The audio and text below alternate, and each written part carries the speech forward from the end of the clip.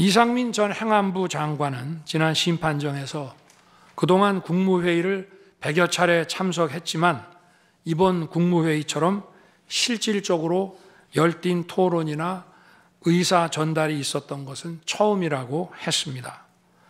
국무회의 배석을 위해 비서실장과 안보실장도 통상처럼 대통령실로 나오도록 했고, 국가 안보의 문제이기도 해서 국정원장도 참석시켰습니다. 1993년 8월 13일 김영삼 대통령께서 긴급 재정경제 명령으로 금융실명제를 발표했을 때도 국무위원들은 소집 직전까지 발표한다는 사실 자체를 몰랐고 국무회의록도 사후에 작성됐습니다. 그때 상황은 이인재 당시 노동부 장관께서 이미 공개적으로 설명한 바 있습니다. 그러나 아무도 이를 두고 국무회의가 없었다고 하지 않았고 당시 헌법재판소는 긴급명령 발동을 모두 합헌이라고 결정했습니다. 그 밖에 여러 쟁점들에 대해서는 변호인단의 변론으로 가름하겠습니다.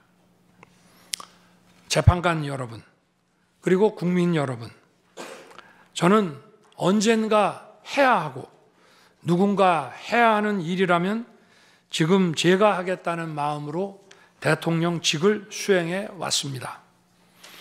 그래서 임기 전반부 동안 역대 정부들이 표를 잃을까 봐 하지 못했던 교육, 노동, 연금의 3대 개혁을 중심으로 국정개혁 과제를 과감하게 추진했습니다. 30년 동안 지지부진했던 유보 통합의 첫걸음을 떼었고 늘봄 학교와 융복합 고등교육 그리고 지역산업과의 연계 강화를 위한 과감한 권한 이전 등 교육개혁의 기틀을 마련했습니다.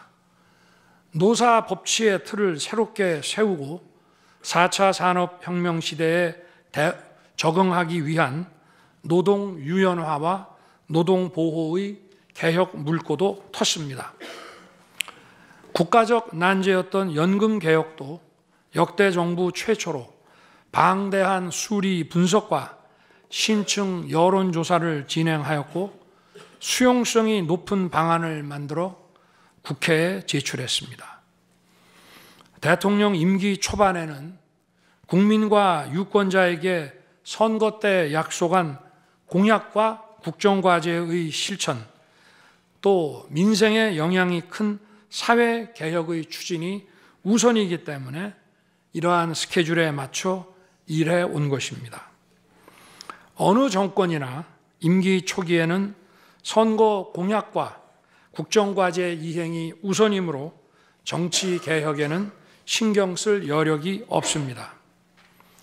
그러다가 전직 대통령들의 5년 임기가 금방 다 지나갔고 변화된 시대에 맞지 않는 87 체제가 여전히 유지되고 있습니다. 정치가 국민을 불편하게 만들고 나라의 발전을 가로막고 있습니다. 또 국가의 미래를 결정하는 일에 미래의 주역인 청년들이 참여할 수 있도록 정치와 행정의 문턱이 더 낮춰져야 합니다. 제가 직무에 복귀하게 된다면 먼저 87 체제를 우리 몸에 맞추고 미래 세대에게 제대로 된 나라를 물려주기 위한 개헌과 정치개혁의 추진에 후반부를 집중하려고 합니다. 저는 이미 대통령직을 시작할 때부터 임기 중반 이후에는 개헌과 선거제 등 정치 개혁을 추진하겠다는 계획을 가지고 있었습니다. 현직 대통령의 희생과 결단 없이는 개헌과 정치 개혁을 할 수 없습니다. 그래서 내가 이것을 해내자고 생각했던 것입니다. 저는 여러 전직 대통령들이 후보 시절 공약하고도 이행하지 못한 청와대 국민 반환도 당선 직후 즉시 추진하고 이행한 바 있습니다. 자녀 임기에 연연해하지 않고 개헌과 정치 개혁을 마지막 사명으로 생각하여 87 체제 개선에 최선을 다하고 싶습니다. 개헌과 정치 개혁 과정에서 국민 통합을 이루는 데도 노력을 다할 것입니다. 결국 국민 통합은 헌법과 헌법 가치를 통해 이루어지는 만큼 개헌과 정치 개혁이 올바르게 추진된다면 그 과정에서 갈라지고 분열된 국민들이 통합될 것이라고 믿습니다. 그렇게 되면 현행 헌법상 자녀 임기에 연연해할 이유가 없고 오히려 제게는 크나큰 영광이라고 생각합니다. 그리고 국정 업무에 대해서는 급변하는 국제 정세와 글로벌 복합 위기 상황을 감안하여 대통령은 대외 관계에 치중하고 국내 문제는 총리에게 대폭 위임할 생각입니다. 우리 경제는 다른 어느 나라보다 대외 의존도가 높습니다. 특히 미 트럼프 행정부 출범 이후 국제 질서의 급변과 글로벌 경제 안보의 불확실성에 크게 영향을 받을 수밖에 없습니다.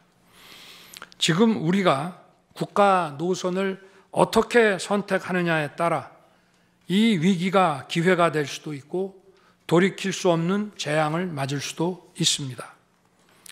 글로벌 중추 외교 기조로 역대 가장 강력한 한미 동맹을 구축하고 한미일 협력을 이끌어낸 경험으로 대외 관계에서 국익을 지키는 일에 매진하고 싶습니다. 임기 전반기에도 지방시다위원회와 국민통합위원회를 통해 지역별, 세대별, 계층별 통합을 위해 노력해 왔지만 앞으로도 국민을 하나로 묶고 국가 전체의 시너지를 올리는 국민 통합에 더욱 노력할 것입니다. 존경하는 헌법재판관 여러분, 먼저 촉박한 일정의 탄핵 심판이었지만 충실한 심리에 애써주신 재판관님들께 깊이 감사드립니다. 이번 심리는 내란 탄핵으로 소추한 후 심판 대상에서 내란을 삭제한 소추단 측이 제시한 쟁점 위주로 이루어지게 됐습니다. 그러다 보니 제가 12.3 비상계엄을 선포한 이유와 그 불가피성에 대해서는 충분히 설명드릴 기회가 부족했다고 생각합니다. 서면으로 성실하게 관련 자료를 제출하였으니 대통령으로서 고뇌의 결단을 한 이유를 깊이 생각해 주시기 바랍니다. 또 많은 국가 기밀 정보를 다루는 대통령으로서 재판관님들께 모두 설명드릴 수 없는 부분에까지 재판관님들의 지혜와 해안이 미칠 것이라 믿습니다. 다시 한번 재판관님들의 노고에 감사드립니다. 그리고 사랑하는 대한민국 국민 여러분, 국가와 국민을 위한 계엄이었지만 그 과정에서 소중한 국민 여러분께 혼란과 불편을 끼쳐드린 점 진심으로 죄송스럽게 생각합니다. 저의 구속 과정에서 벌어진 일들로 어려운 상황에 처한 청년들도 있습니다. 옳고 그름에 앞서서 너무나 마음이 아프고 미안합니다. 정말 미안한 생각을 가지고 있습니다. 저는 대통령에 출마할 때 나라를 위해 목숨을 바치겠다고 결심했습니다. 지난 12.3 계엄과 탄핵소추 이후 엄동설안에 저를 지키겠다고 거리로 나선 국민들을 보았습니다. 저를 비판하고 질책하는 국민들의 목소리도 들었습니다. 서로 다른 주장을 하고 있지만 모두 대한민국을 사랑하는 마음이라고 생각합니다.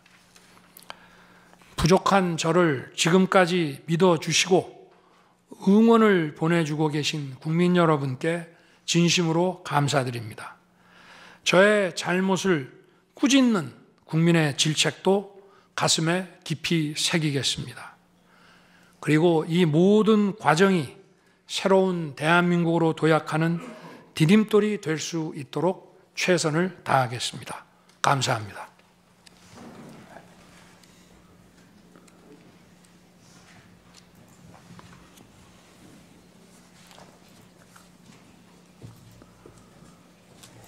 네.